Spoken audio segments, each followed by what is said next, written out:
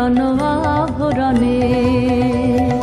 দে তোরা আমায় নূতন করে দে নূতন আভরণে।